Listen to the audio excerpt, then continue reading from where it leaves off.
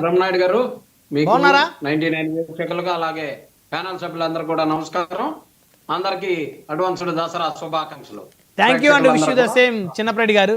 So ముందు రెండు అంశాలు. మొదటి అంశం, చంద్రబాబు గారు చిరంజీవి గారిని కలవనున్నారనేటువంటి ఒక చర్చ ఇప్పుడు హాట్ టాపిక్గా మారింది. అయితే మరి ఆ కలయిక జరిగితే ఇక వైఎస్ఆర్ కాంగ్రెస్ పార్టీకి ఇక కూటమి మధ్య చిచ్చు పెట్టేటువంటి ఆయుధం దొరకదు అనేది చాలామంది మాట్లాడుకుంటున్నారు. ఏమంటారు సార్? వైఎస్ఆర్ కాంగ్రెస్ పార్టీ ఎప్పుడు కూడా వారి మధ్య వీరి మధ్య చిచ్చు పెట్టి చలి కాసుకునేటటువంటి రకం కాదు. వైఎస్ఆర్ కాంగ్రెస్ పార్టీకి ఎప్పుడు కూడా వారి విధానం వారికి ఉంటుంది, వారి పని వారు చేసుకుంటూ వెళ్తుంటారు. మా నాయకులు కానీ, మా కార్యకర్తలు కానీ, మా నాయకులు కానీ, మా నాయకుడు జగన్మోహన్ రెడ్డి గారు కానీ.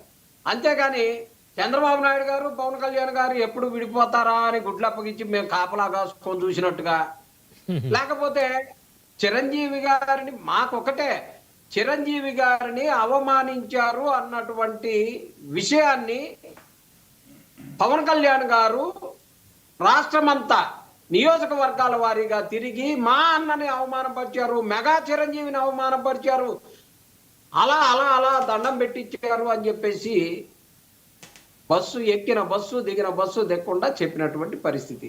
నిజం నిదానంగా బయటపడుద్దంటానికి ఇదొక వేదికగా కనపడింది. వైఎస్ఆర్ కాంగ్రెస్ పార్టీకి క్లీన్ చిట్ వచ్చినటువంటి సంతోషం తప్పితే మాకు వేరేటటువంటి సంతోషమే లేదు.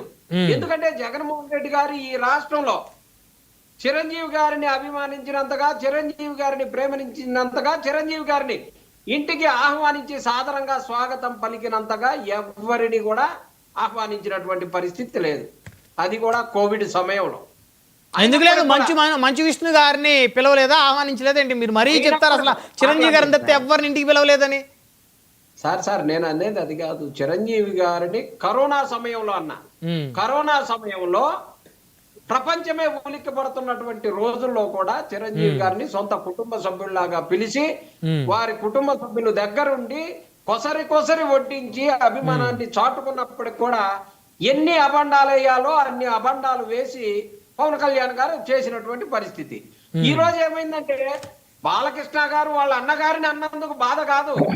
అరే నేను ఇంత కష్టపడి ఇంత వర్కౌట్ చేసి ఇన్ని అబద్ధాలు చెప్పి జగన్మోహన్ రెడ్డిని అబాసుపాలు చేసి నేను ఇంత కష్టపడితే తీరా వీళ్ళు కాసేపట్లో తుస్సుమనిపించారు, మా అన్నని అన్నారు, ఆయన రియాక్ట్ అయ్యి ఒక లెటర్ రాసి నన్ను సాధారణంగా స్వాగతం పలికారని చెప్పేసి చెప్పాడే. నేను ఏం ముఖం పెట్టుకోవాలా, ఏం ముఖం పెట్టుకొని బజార్లో పోవాలని శని జ్వరం వచ్చి ఆయన పనుకుంటే ఈయన పోయి పలకరించి శని జ్వరానికి బొకే ఇచ్చి వచ్చాడు. ఆయన దగ్గర పోతే ఆయన ఏమన్నాడు, నా దగ్గరకు వచ్చి ఉపయోగమైందాయా అన్నది ఆయన్ని. ఆయన దగ్గరకు పోయి ఆయనకి ఏమైనా క్షమాపణ చెప్పుకోండి, నాకేమీ సంబంధం లేదని ఆయన ఆ చలిజారాన్ని మెయింటైన్ చేస్తూ చిరంజీవి గారి దగ్గరకు ఒకవేళ మీరు అన్నట్టుగా పోతున్నారు. నాకైతే అలాంటి సమాచారం ఏమి లేదు. వారు ఎక్కడికి పోయి మరి అలాంటి సమాచారం లేనప్పుడు ఆయన అనారోగ్యంతో పవన్ కళ్యాణ్ గారు సిక్ అయి ఉంటే ఈ విషయాల మీద ఆయనకు చలిజ్వరం వచ్చిందనే సమాచారం ఎట్లుంది మీ దగ్గర? నిజం బయటపడింది కాబట్టి చలి జ్వరం వచ్చి పడుకున్నాడని. జగన్మోహన్ రెడ్డి గారు సాధారణంగా మమ్మల్ని ఆహ్వానించారు, మమ్మల్ని ఎక్కడ అవమానించలేదని మెగాస్టార్ గారు మాకు లెటర్ ఒకటి పంపించారు కదా సమాజానికి. ఆ లెటర్ చూసి నేను ఇన్ని అబద్ధాలు ఆడి దాన్ని ఒక వర్కౌట్ చేసి మార్కెట్ చేస్తే తీరా ఇవాళ నన్ను అబద్ధం చేశాడు బాలకృష్ణ అనే ఆ బాధ తప్పితే వారికి వేరే బాధ ఏమి లేదు సార్. చిరంజీవి గారిని ఎన్ని అన్నా, చిరంజీవి గారి కుటుంబాన్ని బాలకృష్ణ, ఎందుకంటే గతంలో తెలుగుదేశం వాళ్ళు చిరంజీవి గారి కుటుంబాన్ని పవన్ కళ్యాణ్ గారే చెప్పారు కదా, నా తల్లిని నా కుటుంబాన్ని దూషిస్తున్నారు, భవిష్యత్తులో మీరు అంతకంతగా చెల్లించుకుంటారని చెప్పి ఇవాళ పోయి వాళ్ళ సంఖలో దూరి మళ్ళీ వాళ్ళతోటే ఇవాళ భాగం పంచుకొని రాజకీయం చేసుకుంటున్నారు. కానీ వైఎస్ఆర్ కాంగ్రెస్ పార్టీ చలి కాసుకుంటుందంట. ఇందులో మాకేముందండి? మీరే సంఖలో దూరితే మాకెందుకు?